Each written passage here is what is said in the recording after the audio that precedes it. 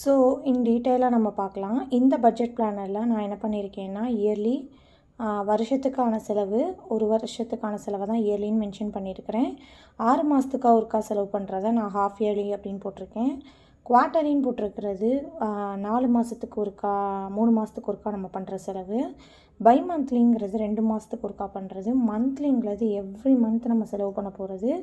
Plus வீக்லிங்கிறது வாரம் நம்ம பண்ணக்கூடிய செலவு. இதை முதல்ல பிளான் பண்ணிட்டோம் அப்படின்னா நம்ம இண்டிவிஜுவலாக ஒரு மந்த்துக்கு எவ்வளோ செலவாகும், எவ்வளோ சேவ் பண்ணலாங்கிறத நம்மளால் டீட்டெயிலாக பார்க்க முடியும். சரி வாங்க உள்ளே போகலாம். ஸோ நம்ம ஃபஸ்ட்டு பார்க்குறது என்ன அப்படின்னா இயர்லி பிளானில் நான் இங்கே லிஸ்ட் அவுட் பண்ணியிருக்கிறேன். உங்களுக்கு ஒரு வருஷத்துக்கு என்னெல்லாம் செலவு இருக்குங்கிறத ஃபஸ்ட்டு நீங்கள் லிஸ்ட் அவுட் பண்ணணும். இப்போ எங்கள் வீட்டில் நாங்கள் நெட்வொர்க் வச்சுருக்கோம். ஸோ ஜியோ ஃபைபர் அதுக்கான 1 இயர் பேக் எவ்வளோன்னு பார்ப்பேன். அதே மாதிரி ஒரு மாதம் கட்டுறோம் அப்படின்னா அதுக்கான அமௌண்ட் எவ்வளோங்கிறத 12 மாதத்துக்கு கேல்குலேட் பண்ணணும். இப்போ நாங்கள் மாதம் கட்டுறோம் அப்படின்னா அதுக்கான அமௌண்ட்டுக்கு எக்ஸ்ட்ரா மந்த்தெல்லாம் எதுவும் கிடையாது. ஆனால் 1 இயர் பேக்கேஜாக எடுக்கும்போது எக்ஸ்ட்ரா ஒரு 1 மந்த் நம்ம ஃப்ரீயாக யூஸ் பண்ணிக்கலாம் அப்படிங்கிற அந்த ஒரு ஆஃபர் இருக்குது. ஸோ இன்கேஸ் நான் யூஸ் பண்ணுறதா இருந்தால் அது எனக்கு இப்போ அமௌண்ட் நான் ஸ்பேர் பண்ண முடியும் அப்படின்னா நான் அந்த பர்டிகுலர் இதை ஆஃபரை யூஸ் பண்ணிக்கலாம். அடுத்தது என்னோடய மொபைல் ரீசார்ஜ், அதுக்கும் அதே ஸ்கீம் தான் ஃபாலோ பண்ண போகிறேன். ஸோ யூஷுவலாக நான் மாதம் பண்ணிகிட்ருந்தேன். ஆனால் இனிமேல் 365 நாளைக்கு பண்ணும்போது இப்போ என்னோடய பிளான் 28 நாளைக்கு இருக்குது. ஸோ 28 நாள் நான் பார்க்கும்போது 13 இன்ஸ்டால்மெண்ட் கட்டுற மாதிரி இருக்குது. இன்ஸ்டெட் நான் 1 இயர் 365 எடுக்கும்போது எனக்கு அந்த ஒரு மாதம் அமௌண்ட் கம்மியாகுது. ஸோ ப்ரிஃபர் பண்ணுறதுனா ஒன் டைமில் என்னால் கட்ட முடியும் அப்படின்னா நான் இதுக்கும் இயர்லியில் போகலான்னு இருக்கேன்.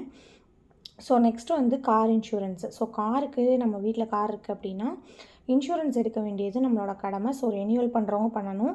இல்லை நம்ம புதுசாக இன்சூரன்ஸ் போட போகிறோம் அப்படின்னா அதுக்கான இன்சூரன்ஸை பிளான் பண்ண அமௌண்ட்டை இதுக்கு நீங்கள் பக்கத்தில் யார் இருக்கிறாங்களோ இன்சூரன்ஸ் ப்ரொவைடர் அவங்கள்ட்ட நல்லா டீப்பாக அனலைஸ் பண்ணிவிட்டு இல்லை பாலிசி பஜாரில் போய் ஒரு ரவுண்ட் பார்த்துட்டு என்ன ஒப்பீனியன்றதை பேஸ் பண்ணி நீங்கள் அடுத்து சூஸ் பண்ணிக்கலாம்.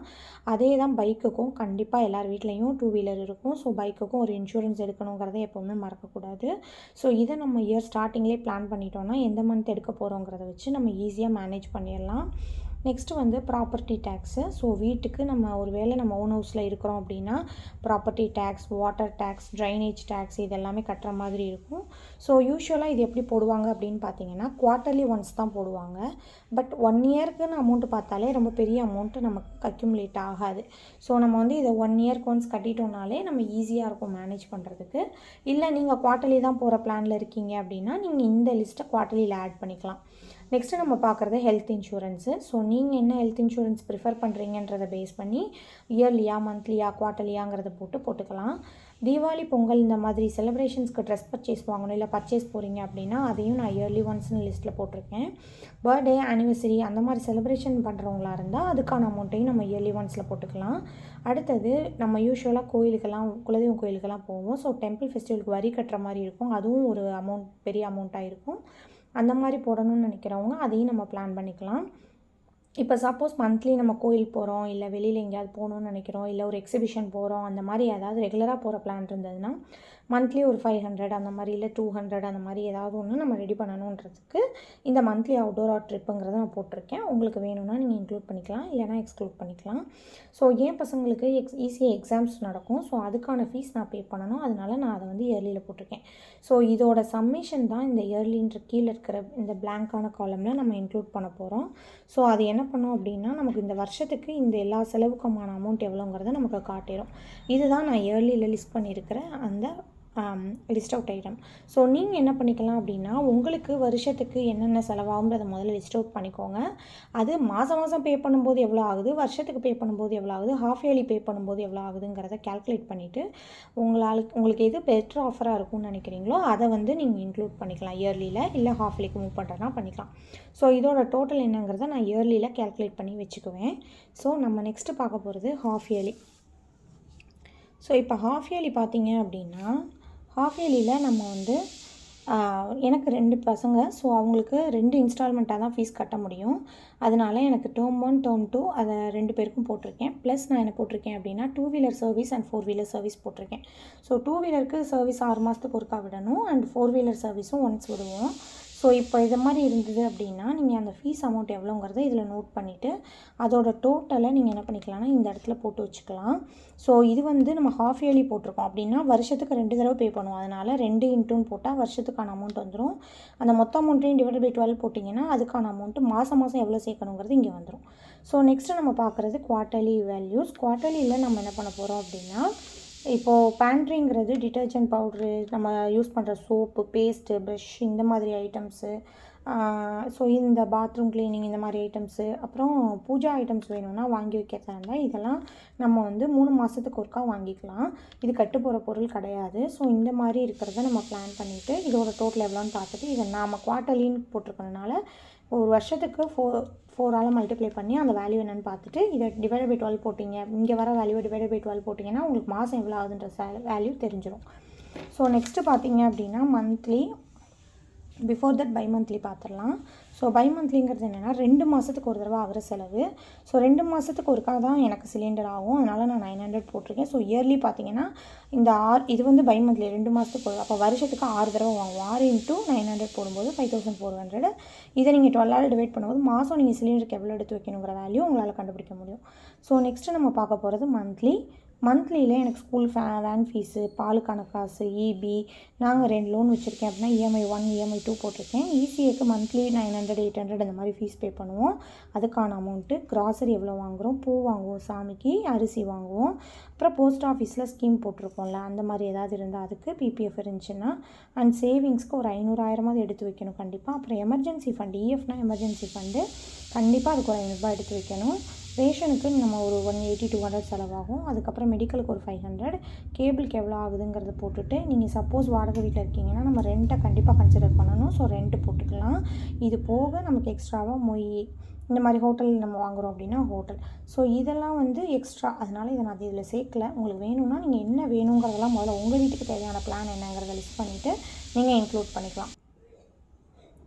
ஸோ நீங்கள் மந்த்லியில் இந்த சேவிங்ஸ், இந்த எமர்ஜென்சி ஃபண்டு, மெடிக்கல் ஃபண்டு, இதெல்லாம் PPF IPP இதெல்லாம் வேணுமா அப்படின்னு கேட்டிங்கன்னா கண்டிப்பாக வேணும். இது இருந்தால் தான் உங்களோட இது செலவாக நீங்கள் நினச்சிங்கன்னா தான் இது உங்களோட சேவிங்ஸாக அது மாறுறதுக்கு உங்களுக்கு ஒரு டிசிப்ளின் கிடைக்கும் நீங்கள் ரெகுலராக பே பண்ணுறதுக்கு. அப்போ உங்கள் கையில் கொஞ்சம் பணம் எப்போவுமே இருக்கும். ஸோ நெக்ஸ்ட்டு என்னென்னு பார்த்தீங்க அப்படின்னா நம்மளோட வீக்லி வார செலவுகள். எனக்கு வந்து வார செலவுனால் நான் முட்டை வாங்குவேன் வாரம். So vegetables weekly once market போவோம். ஃப்ரூட்ஸும் அதே மாதிரி தான். ஸ்நாக்ஸும் குழந்தைங்களுக்கு ஸ்கூல் கொடுத்து விட்றதுக்கு வாரத்துக்கு ஒருக்கா பர்ச்சேஸ் பண்ணுவோம். பெட்ரோலுக்காக காசு, அதுக்கப்புறம் NV வீக்லி சண்டே மட்டும் எடுப்போம். ஸோ அதுக்கான அமௌண்ட்டையும் நீங்கள் போட்டுட்டு இது வேறு யாராவது ஆட் பண்ண வேண்டாம், நீங்கள் ஆட் பண்ணிக்கலாம். ஸோ அதோட அமௌண்ட்டை நான் வீக்லியில் சம் பண்ணிவிட்டு இது வந்து வாரத்துக்கு ஒரு முறைன்றனால மாதத்துக்கு 4 தடவை பர்ச்சேஸ் பண்ணுவோம். ஸோ 4 × 12 மாதத்துக்கு போட்டால் வருஷத்துக்கான செலவு உங்களுக்கு எவ்வளோன்னு தெரிஞ்சிடும். அதை நீங்கள் டிவைட் பை 12 போடும்போது மந்த்லி நீங்கள் எவ்வளோ செலவு பண்ணுறீங்க இந்த செலவுக்கு மட்டும் அப்படிங்கிறது உங்களுக்கு ஒரு ஐடியா கிடச்சிரும். ஸோ இப்போ பார்த்தீங்க அப்படின்னா இது வீக்லி வாரம் நம்ம பண்ண போகிறோம். அதனால் இது ஒன்றும் பிரச்சனை இல்லை. மந்த்லி எல்லா மாதமும் பண்ண போகிறோம். இப்போ நம்ம மாதத்துக்கு பிரிக்கிறதுனால பை மந்த்லிங்கிறது எந்தெந்த மாதம் வாங்க போகிறோம் அப்படிங்கிறத நம்ம ஃபஸ்ட்டு ஸ்ப்ளிட் அவுட் பண்ணணும்.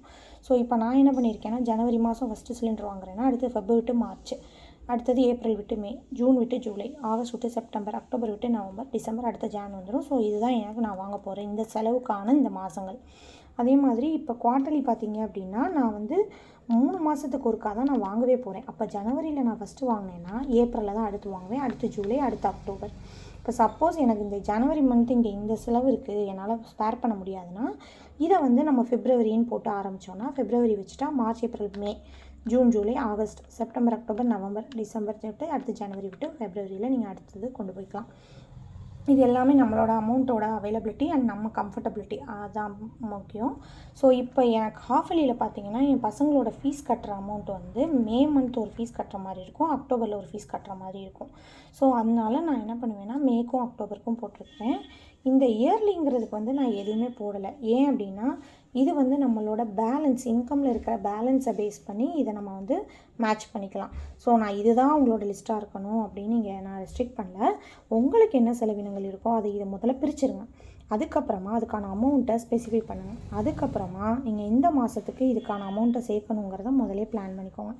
இது போட்டுட்டிங்க அப்படின்னா ஒரு வருஷத்துக்கான செலவு இதுதான் அப்படிங்கிறது உங்களுக்கு கைக்கு தெரிஞ்சிடும்.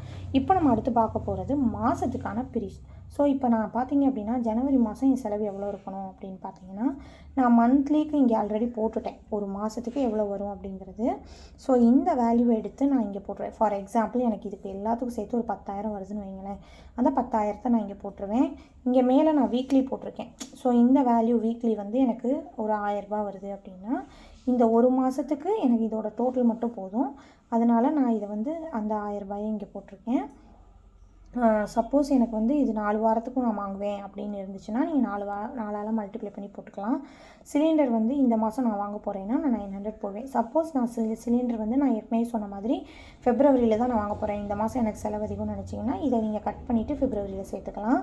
குவார்ட்டர்லியில் இப்போ எனக்கு இங்கே காசு இருக்குது அப்படின்னு நான் நினச்சேன்னா, நான் குவார்ட்டர்லியில் ஏற்கனவே உங்கள்கிட்ட சொல்லியிருந்தேன், பேண்ட்ரி ஐட்டம், டிட்டர்ஜென்ட், பூஜா ஐட்டம்ஸ்னால் அது எல்லாத்தையுமே நான் என்ன பண்ணிடுவேன், இங்கே பிளான் பண்ணிடுவேன். ஸோ இது எல்லாத்தோட டோட்டல் பார்த்தீங்க அப்படின்னா 12,400. இப்போ இன்கம் பார்த்தீங்க எனக்கு 30,000 அப்படின்னா என்னோடய சப் டோட்டல் இப்போ 12,400 வந்திருக்கு. இதை நான் சப்ராக்ட் பண்ணும்போது எனக்கு 17,600 மிச்சம் இருக்குது.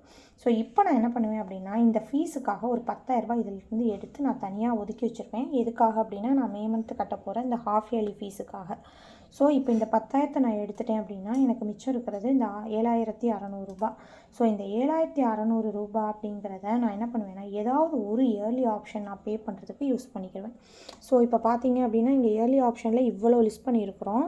இதில் எந்த செலவை இதுக்குள்ளே அடக்க முடியும்னு பார்த்தா அந்த ஒரு இதையோ 2 இதையோ நம்ம இங்கே யூஸ் பண்ணிக்கலாம்.